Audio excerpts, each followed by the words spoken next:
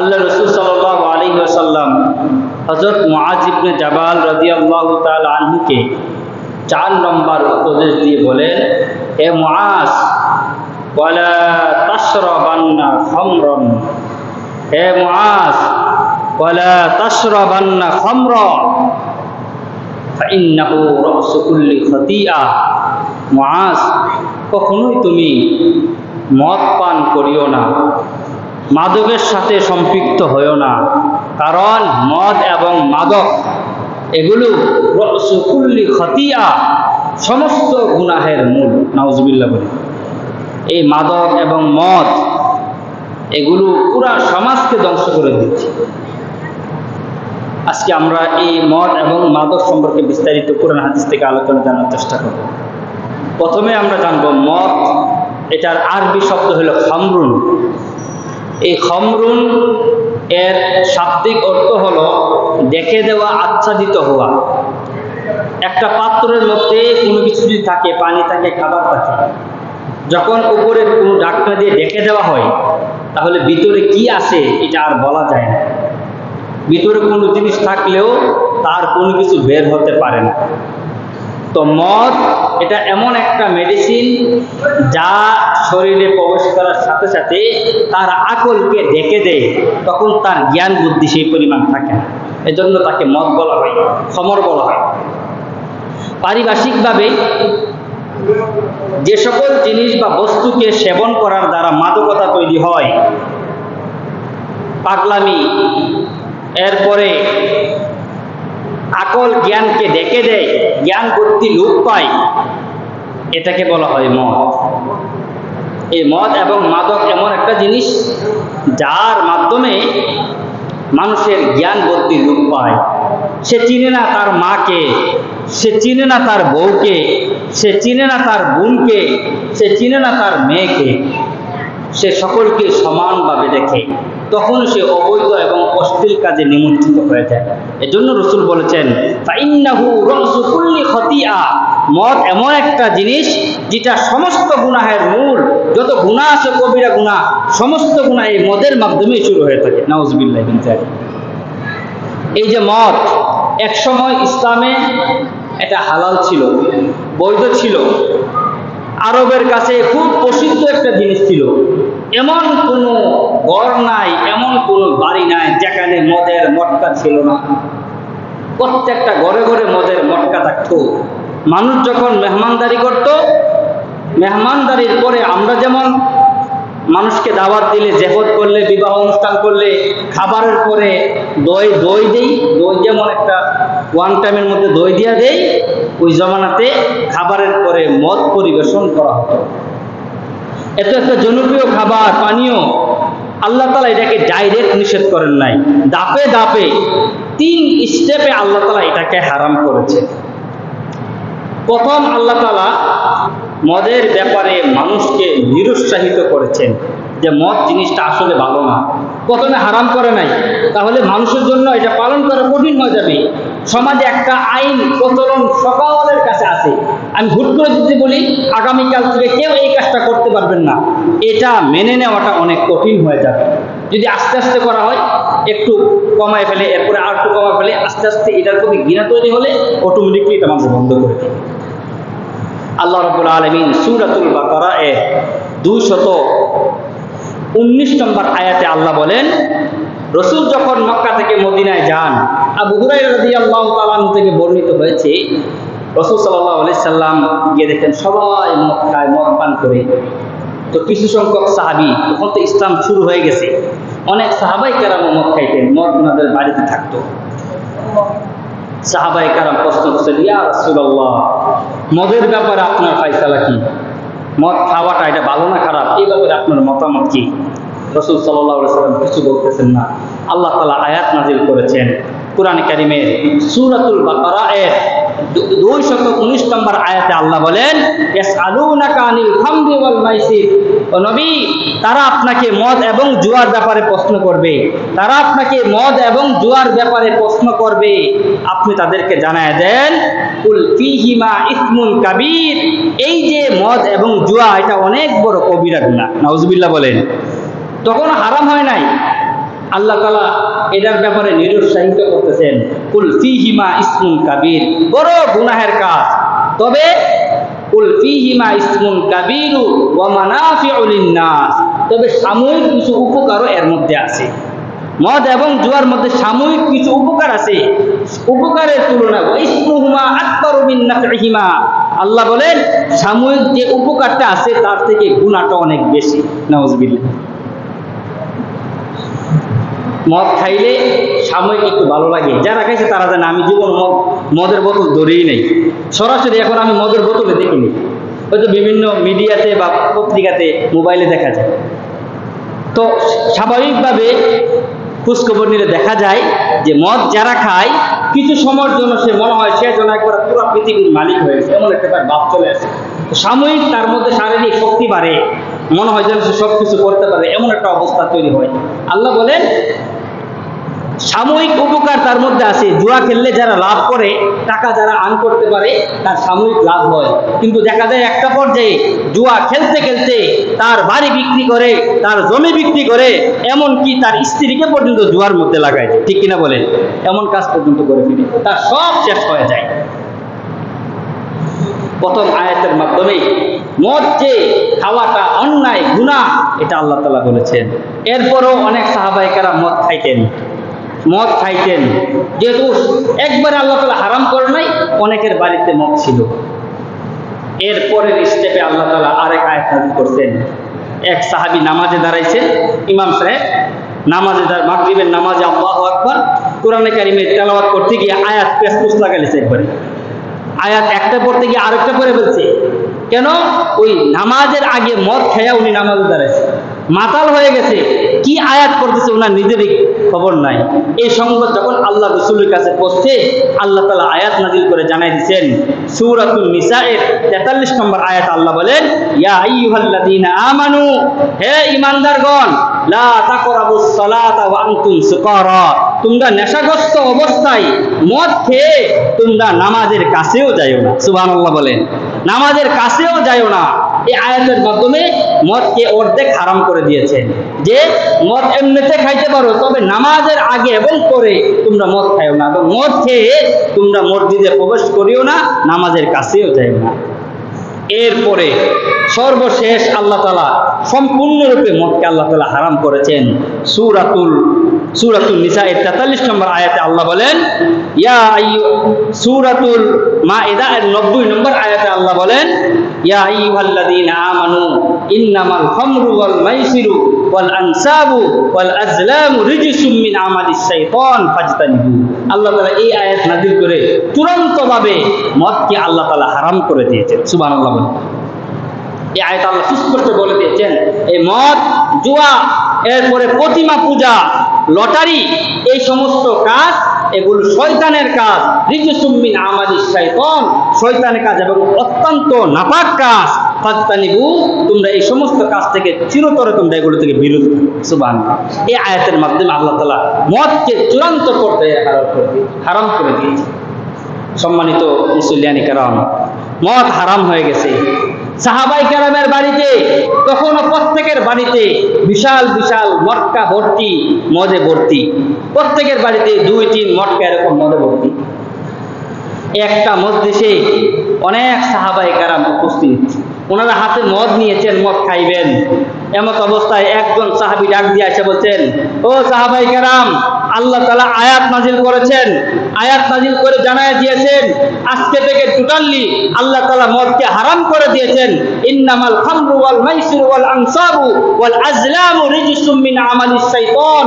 দুনিয়ার মানুষদেরকে জানায় দিয়েছেন এই মদ, জুয়া, অন্যায়, অবিচার, এই সমস্ত মূর্তি পূজা, এরপরে লটারি ইত্যাদি এই সমস্ত কাজগুলোকে আল্লাহ তাআলা হারাম করেছেন, শয়তানের কাজ বলেছেন। আর আল্লাহ বলে দিয়েছেন ফাজতানিবু, এগুলোকে আর খাইতে পারবে না।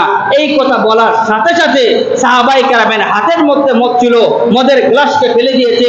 প্রত্যেকের বাড়িতে মদের বড় বড় ঢাম ছিল, এই ঢামগুলোকে সবগুলোকে একসাথে ভেঙে রাস্তায় ফেলে দিয়েছে। রাস্তা যে ফালাইছে, এই পরিমাণ মদ তারা রাস্তায় ফালাইছে, রাস্তার মধ্যে মদ একবারে ভাইসা গেছে। সুবহানাল্লাহ বলে। দ্বিতীয়বার কোনো চিন্তা করে নাই এতটুকু যে আল্লাহ তাআলা হারাম করেছেন, যেগুলো আছে এগুলো আমরা খেয়ে নেই, এরপরে আর মদ বানাইব না আর খাইব না। না না, আল্লাহর আদেশ, রসুলের আদেশ, নিষেধ, সুতরাং এখন থেকে নিষেধ, আর আমরা কখনোই করবো না। সুবহানাল্লাহ বলে। এই ছিল সাহাবায়ে কেরাম। সাহাবায়ে কেরাম এমন ছিল শরীয়তের বিধানের ব্যাপারে আল্লাহর আদেশ যেটা আসছে সেটা 100% ওনারা মেনে নিয়েছে। সম্মানিত মুসল্লিয়ানে কেরাম, এজন্য মুসলমান যদি নিজেকে দাবি করি আমি যে আমি একজন মুসলমান, আমাকে ইসলামের রীতিনীতি মেনে চলতে হবে, তাহলে আল্লাহর আইন, রসুলের বিধানগুলোকে আমরা অক্ষর অক্ষরে মানতে হবে। যদি বলি আমি রসুলের উত্তম, রসুলের উম্মত, রসুলের আদর্শ গ্রহণ করি, আমি রসুলের মহাব্বত আমার অন্তরের মধ্যে আছে, তাহলে আল্লাহর আদেশ যেটা করবে সাথে সাথে এটাকে মেনে নিতে হবে। যদি জানেন আমি যেই কাজটা করতেছি এই কাজটা হারাম, এই কাজটা আমাকে আর করা যাবে না, সাথে সাথে এটাকে বাদ দিয়ে দিতে হবে, তাহলে আপনি মুসলমান। আর যদি মনে করেন না আজকে করে নেই আগামীকাল থেকে বাদ দিব, তাহলে আপনি পরিপূর্ণ মুসলমান হতে পারেন না। সাহাবায়ে কেরাম একসাথে টনের টন মদ রাস্তায় ফেলে দিয়েছে, কোটি কোটি টাকার মদ তার রাস্তায় ফেলে দিয়েছে, একটু দ্বিধা করে নাই যে আমার লক্ষ লক্ষ টাকা নষ্ট হয়ে যেতেছে, আল্লাহর বিধান হারাম, আমাকে সাথে সাথে সেটাকে কার্যকর করতে হবে। এই ছিল সাহাবায়ে কেরাম। এজন্য এগুলো থেকে আমাদের সতর্ক থাকতে হবে। কিয়ামতের আগে এই কিয়ামত কায়েম হবে, যখন কিয়ামতের আগায় যাবে তখন এই মদ এবং মাদকতা অনেক বেড়ে যাবে। আল্লাহ রাসূল সাল্লাল্লাহু আলাইহি ওয়াসাল্লাম হাদিস শরীফে ইরশাদ করেন, আন আনাস ইবনে মালিক রাদিয়াল্লাহু তাআলা আনহু قال سمعت رسول الله صلى الله عليه وسلم يقول ان من اشراط الساعه ان يرفع العلم ويكسر الجهل ويكسر الزنا ويكسر شرب الخمر। রাসূল সাল্লাল্লাহু আলাইহি ওয়াসাল্লাম বলেন, কিয়ামতের আলামতের মধ্যে কিছু আলামত হলো এমন, কিয়ামত যখন সন্নিকট হয়ে যাবে তখন এলেমকে আল্লাহ তাআলা উঠায় দিবে। মানুষের মধ্যে এলেম থাকবে না, জ্ঞান থাকবে না, জ্ঞানী মানুষ কম পাওয়া যাবে। কোরআন হাদিসের জ্ঞান, এরকম জ্ঞানী মানুষ আল্লাহ তাআলা বলেন এলেমকে আমি উঠায় নেব, এলেম থাকবে না, এলেম উঠে যাবে। 2 নম্বর, মূর্খ মানুষ বেড়ে যাবে, সমাজে শুধু মূর্খ আর মূর্খতা, এরকম জাহালতি বেড়ে যাবে। রাসূল সাল্লাল্লাহু আলাইহি ওয়াসাল্লাম বলেন ওয়ুকসারু জিনা, জিনা ব্যভিচার বেড়ে যাবে। আর একটা হইলো ওয়ুকসারু শরবুল খামর। 4 নম্বর হইলো এই মদ এবং মাদকতা ব্যাপক হারে বেড়ে যাবে। আপনারা শুনলে অবাক হয়ে যাবেন, মদ এবং মাদকতা এমন ভাবে বাড়ছে, আমাদের বাংলাদেশে 2022-23 বছরে, করোনার পরে 22 এবং 23 বছরে বাংলাদেশের খুলনাতে একটি চিনির কোম্পানি আছে, যেটাকে কেরু এন্ড কোম্পানি বলে। এটা চিনি উৎপাদন করতো, আখ দিয়ে, গ্যান্ডারি দিয়ে চিনি উৎপাদন করতো। প্রত্যেক বছর চিনি উৎপাদন করতে গিয়া তারা প্রত্যেক বছর 50 কোটি 60 কোটি টাকা তারা লস খাইতো। তখন তারা চিন্তা করলো চিনি উৎপাদন কমায় দিয়া এই আখ দিয়ে, আগের বিভিন্ন অ্যালকোহল মিক্স করে আমরা মদ তৈরি করব। সরকার থেকে তারা লাইসেন্স দিয়ে মদের কোম্পানি ওখানে খুলছে। মদের কোম্পানি খোলার পরে তারা প্রত্যেক বছর 100 কোটি টাকা করে লাভ করে। নাউজুবিল্লাহ বলেন। অথচ আমাদের বাংলাদেশে 90% মুসলমান আমরা দাবি করি, 90% মুসলমান, তাহলে 10% ইহুদি, খ্রিস্টান, হিন্দু, অন্য যত উপজাতি আছে তারা, আর মুসলমান 90% মুসলমানের জন্য মদ হাওয়া আল্লাহ তাআলা হারাম করেছেন। তাহলে প্রত্যেক বছর তারা কি পরিমাণ মদ উৎপাদন করে? তো একটা আর্টিকেল আমি পাইলাম 2024-এ, এই যে গত বছর যেটা 2024-এ, তারা এক বছরে মদ উৎপাদন করছে 60 লক্ষ প্রুফ লিটার। 60 লক্ষ প্রুফ লিটার তারা এক বছরে মদ উৎপাদন করছে। এই মদগুলো কে খায়, কে পান করে বলেন? মদ তো হারাম, কিন্তু সরকারের নিয়ম হইল মদ এটা অবৈধ, ঠিক আছে, কিন্তু লাইসেন্স নিলে এটা তার জন্য বৈধ হয়ে যায়। নাউজুবিল্লাহ বলেন।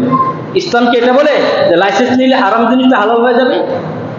তাহলে এই এত টাকার মদ, ওরা মদ বিক্রি করে 100 কোটি টাকা লাভ করে। তাহলে মদের মাদকতা এমন ভাবে ছড়ায় পড়ছে, পুরা জাতিকে ধ্বংস করে দিতেছে। এগুলো আমরা কোনো চিন্তাই করি না, এগুলো কোনো বিক্রি করি না। আমাদের ব্রাহ্মণবাড়িয়ার একজন অনেক বড় লোক মানুষ, তাকে সরকার মদের লাইসেন্স দিছে। তার একটা বক্তব্য দেখলাম অনেকদিন আগে, সে বলতেছে আমি মদের ব্যবসা করি, এটা হারাম হবে কেন? মোল্লারা বলে এটা হারাম হবে কেন?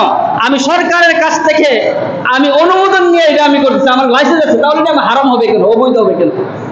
ওর ওর কমন সেন্স এত নষ্ট হয়ে গেছে, ও মনে করছে সরকারে বৈধতা দিলেই বৈধ, ইসলামের কোনো দরকার নেই, আল্লাহ তাআলা যে হারাম করছে এটার কোনো দরকার নেই, সরকার আমাকে বৈধতা দিচ্ছে এর মানে এটা বৈধ হয়ে গেছে। সম্মানিত মুসলিম কেরাম, বিষয়গুলো চিন্তা করা দরকার। এই এত এত মদ কে পান করে বলেন?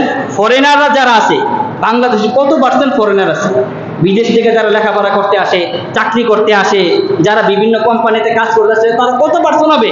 বেশির থেকে বেশি 5 থেকে 10% হবে। 5 থেকে 10% মানুষের জন্য মদ উৎপাদন করার বৈধতা কোনোভাবে দেওয়া যায়? প্রত্যেক সরকার এসে এগুলোকে আগে বৈধতা দিয়ে দেয়, জিনার বৈধতা দিয়ে দেয়, মদের বৈধতা দিয়ে দেয়, তাদের ব্যাপারে কোনো কথা বলার সুযোগ থাকে না। জিনার বৈধতা আছে না? বিভিন্ন ঢাকা শহরে বিভিন্ন ক্লাব আছে, ওইখানে জিনা ব্যভিচারের বৈধতা আছে, আপনি টাকা দিবেন ওইখানে গিয়ে জিনা ব্যভিচার করতে পারবেন, পতিতালয় আছে। আবার এই কিছুদিন আগে দেখলাম পতিতালয়ে যারা চাকরি করে, যারা থাকে, এই যে খারাপ কাজগুলো করে নারীরা, তাদেরকে শ্রমিকের মর্যাদা দেওয়ার জন্য কিছু সংখ্যক নারীবাদী মহিলা আছে, তারা আবার প্রতিবাদ করছে যে তাদেরকে শ্রমিকের মর্যাদা দিতে হবে। অথচ আল্লাহ রাসূল সাল্লাল্লাহু আলাইহি ওয়াসাল্লাম বলেছেন, যেই এলাকাতে যেই দেশে জিনা ব্যভিচার এবং মাদকতা বেড়ে যায়, আল্লাহর আযাব তাদের জন্য হালাল হয়ে যায়। নাউজুবিল্লাহ বলেন। এই জন্য আমাদের দেশে আযাব গজব, এত আযাব গজব কেন? এই যে জিনা ব্যাপকভাবে বেড়ে গেছে আর মদ এবং মাদকতা ব্যাপক হারে বেড়ে গেছে। এই জিনা ব্যভিচার বাড়ার কারণে আমাদের পরিবারগুলো ধ্বংস হয়ে যেতেছে। গত কিছুদিন আগে দেখলাম ময়মনসিংহ কিশোরগঞ্জের একজন বৃদ্ধ, ওনার মধ্যে একজন বৃদ্ধ লোক নিজের সন্তানকে রাত্রিবেলা কুবাইয়া হত্যা করছে। উনি নিজে সিলিন্ডার করছে পুলিশের কাছে, জিজ্ঞাসা করছে আপনার ছেলেকে আপনি কেন মারলেন? বলে আমার ছেলে এমন ভাবে ড্রাগ অ্যাডিক্টেড, সে আইসা টাকা না দিলে সে যে নেশা করবে, ইয়াবা খাইবে, টাকা না দিলে আমাদের উপর নির্মম ভাবে তারা সে নির্যাতন করতো, সহ্য করতে না পারে চিন্তা করছে এই সন্তান জন্ম দিয়া ভুল করছি, এখন সন্তানকে দুনিয়া থেকে বিদায় করে দিই, সন্তানকে হত্যা করে দিচ্ছি। এই অবস্থাটা কেন হয়েছে? আপনার সন্তান কি করে আপনার আমার এগুলো খেয়াল রাখতে হবে। সন্তান কার সাথে চলাফেরা করে, একটা খারাপ বন্ধুর সাথে যদি একদিন চলে, একদিন যদি তাকে এই নেশা জাতীয় দ্রব্য খাওয়াই দেওয়া দিতে পারে, এরপরে সে আস্তে আস্তে অ্যাডিক্টেড হয়ে যাবে। তার জীবন যৌবন, এরপরে তার চরিত্র সবগুলো অটোমেটিকলি নষ্ট হয়ে যাবে। পেয়ার আজিম, এজন্য আমরা যারা গার্ডিয়ান আছি আমাদের এই বিষয়গুলো খেয়াল রাখতে হবে। পেয়ার হাজিরিন, ইন্ডিয়াতে একটি ঘটনা ঘটেছিল। এক যুবক অনেকগুলো দর্শন করেছে, দর্শনের মামলায় তার এখন মৃত্যুদণ্ড দেওয়া হবে। তাকে কোর্টের মধ্যে তোলা হয়েছে। তাকে যখন কোর্টে জজ জিজ্ঞাসা করে তুমি এগুলো করছো, বলে করছি, তখন তার মা, তার চাচি, তার ফুফু, তারাও এক পাশে দাঁড়িয়ে আছে। জজ জিজ্ঞাসা করছে আপনি তো তার মা, আপনি তার ফুফু, আপনি তার চাচি, আপনারা তার ব্যাপারে কি বলেন, মতামত দেন। আপনারা যদি তার ব্যাপারে মতামত ভালো দেন তাহলে আমরা সিদ্ধান্ত পরিবর্তন করব।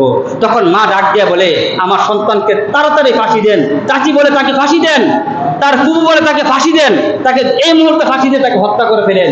জজ অবাক হয়ে গেছে, আপন মা সন্তানকে ফাঁসি দেওয়ার কথা বলে, চাচি তাকে ফাঁসি দেওয়ার কথা বলে, তার আপন ফুফু তাকে ফাঁসি দেওয়ার কথা বলে। তখন জজ জিজ্ঞাসা করে মা হয়ে সন্তানকে, সন্তান যতই খারাপ হোক মা কিন্তু সন্তানকে খারাপ মনে করে না, মা সন্তান যত অন্যায় করুক সন্তান সন্তানই মার কাছে, বলে আপনি মা হয়ে সন্তানকে ফাঁসি দেওয়ার কথা বলছেন, চাচি হয়ে সন্তানকে ফাঁসি দেওয়ার কথা বলতেছেন, ফুফু হয়ে সন্তানকে ফাঁসি দেওয়ার কথা বলতেছেন কেন? তখন মা ডাক দিয়ে চোখের পানি ছেড়ে দিয়ে বলে ও এমন এমন নেশাগ্রস্ত আমার সন্তান, তার এই খারাপ কাজ থেকে আমি মা নিজে পর্যন্ত নিরাপদ থাকতে পারি নাই, চাচি পর্যন্ত নিরাপদ থাকতে পারি নাই, ফুফু পর্যন্ত নিরাপদ থাকতে পারি নাই। নাউজুবিল্লাহ বলেন। নিজের আপন মাকে, সে নিজের আপন মা যে মা এটা সে ভুলে গেছে এই নেশা জাতীয় দ্রব্য যারা এগুলো করে। এজন্য এগুলো থেকে আমাদের খেয়াল রাখতে হবে, এই নেশা জাতীয় দ্রব্য থেকে আমাদেরকে দূরে থাকতে হবে। রাসূল সাল্লাল্লাহু আলাইহি সাল্লাম এই ব্যাপারে অনেকগুলো হাদিস বর্ণনা করেছেন। রাসূল সাল্লাল্লাহু আলাইহি সাল্লাম বলেন লা তাশরাবুল খামরা, এ দুনিয়ার মানুষ তোমরা মদ খাও না, মদ থেকে দূরে থাকো। কেন? ফাইন্নাহু মিফতাহু কুল্লি শাররিন, কেননা মদ হলো সমস্ত গুনাহের চাবি, তালাবদ্ধ গুনাহগুলোকে চাবি দিয়ে যেমন খুললে ঘরে প্রবেশ করা যায়, মদ হলো এরকম গুনাহের মধ্যে প্রবেশ করার চাবি। রাসূল সাল্লাল্লাহু আলাইহি সাল্লাম আরেকটি ভয়ঙ্কর হাদিস বলেন, যে ব্যক্তি মদ খায় আল্লাহ তাআলা তার 40 দিনের ইবাদতকে আল্লাহ তাআলা বন্ধ, ইবাদত আল্লাহ তাআলা কবুল করবেন না। মদ খাইছেন, আগামী 40 দিন ইবাদত করলেও আল্লাহ তাআলা আপনার ইবাদত কবুল করবেন না। আর বাইনা সাবাহান হাদিস শরীফের মধ্যে আছে। আর এক হাদিসে আল্লাহ রাসূল সাল্লাল্লাহু আলাইহি ওয়াসাল্লাম বলেন, যে ব্যক্তি মদ খায়, নেশাগ্রস্ত হয়, সে যেন তার মার সাথে জিনা করলো, সে যেন তার চাচির সাথে জিনা করলো, সে যেন তার ফুফুর সাথে জিনা করলো, সে যেন তার খালার সাথে জিনা করলো। নাউজুবিল্লাহ বলে। এজন্য আমাদেরকে এই মদ এবং মাদকতা এগুলো থেকে আমাদের বিরত থাকতে হবে। রাসূল সাল্লাল্লাহু আলাইহি সাল্লাম এর জন্যই হযরত মুআজ ইবনে জাবাল রাদিয়াল্লাহু তাআলা আনহু বলেছেন, ও মুআজ, লা তাশরাবুল খামরা, তুমি মদ খাও না, ফাইন্নাহু রাসু কুল্লি খাতিয়া, কেননা মদ এটা মানুষের